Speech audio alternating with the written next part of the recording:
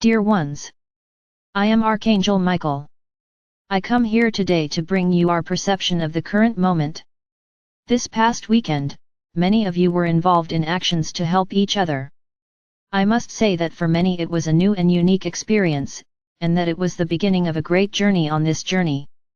That's what we've been saying here, the world needs equality, the world needs love, and this is a way for you to make this love count.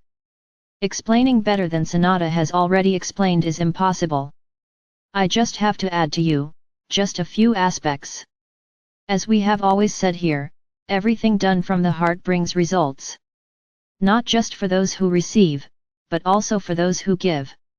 Because when the heart is involved, when love is involved, this energy has the power to propagate and manifest itself more and more. So it's exactly what Sananda said, nothing happens on a single date. Problems happen every minute, every hour, every day, not on a specific date. So if each of you does your part, however small, you will be doing a lot. Never think, who am I?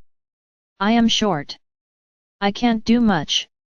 And then you decide you won't do anything, and I tell you don't do that, donate as little as your heart tells you, because that little, from the heart, is a lot for the person who receives it, because that donation is coupled with a lot of energy, and whoever receives it, receives this energy, not just the physical part of what they received. So never think that your donations, your deliveries, are small or unimportant.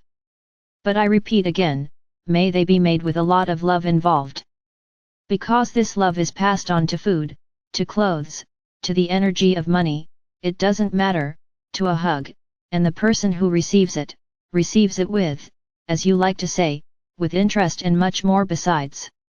Now, let's be very clear, never do it expecting a reward. I'm going to do it so that the universe will bring me back. Just by having this thought, you are already losing, not winning. The donation always has to be made from the heart and, above all, without judgment. The one who donates and keeps asking himself, but will what I donated be put to good use, will it be put to good use? He broke the energy of that action. The action will happen, yes, but that energy of love that you would experience by not having judgment, it goes away, it doesn't happen. Because you judged that brother, about what he was going to do with that precious asset that you donated. Giving in this way is not good, because the one who receives perceives his judgment, and I would tell you that he is revolted, but even more than he is already revolted. And that energy of love that he could receive to appease this revolt will not come. And this will all come back to you who donated with judgment. So don't judge, just hurt. Everyone needs to do their part. And I insist again, but do it with your heart, don't do it for the sake of doing it, don't do it to look good in the eyes of the universe, because you will receive nothing in return. On the contrary, the donation must always be from the heart and have a lot of love involved. So I'm here today congratulating everyone who did their part on the day of the meeting, and I congratulate those who always do it, not just on specific days. Hunger, misery, is daily, they don't just exist in dates. So yes, you can, each one do your part, change someone's life a little. But change your heart, change without judgment, without asking what that person will do with what you donated. Just donate. I tell you that this teaching of giving with love is not easy to achieve. You were always guided to donate and you did so for a long time, but always judging how it would get there on the other side. So there was never a dissemination of the energy of love, which is the primordial energy that must be present in this act, the act of donation. Now I would like to make one thing very clear here. We have always talked about respect, the respect of sending things to others without them wanting them. So we have to give an explanation, a little more detailed. Those who need it, those who are hungry, always ask, because it is a basic reason for your life. You need to eat to stay upright, to be healthy. So in this case, you don't need the other person to ask, their simple existence already shows you the request, the hungry look. A request for a loaf of bread, a request for help, is his authorization for you to help him. Those who are willing to put everything together and pass it on are also doing work, because there are people who ask. So yes, you can donate to those who collect and pass it on, and once again without judgment. Will he pass it on? No. If you send something with the energy, this won't reach those who need it, because whoever is in the middle will.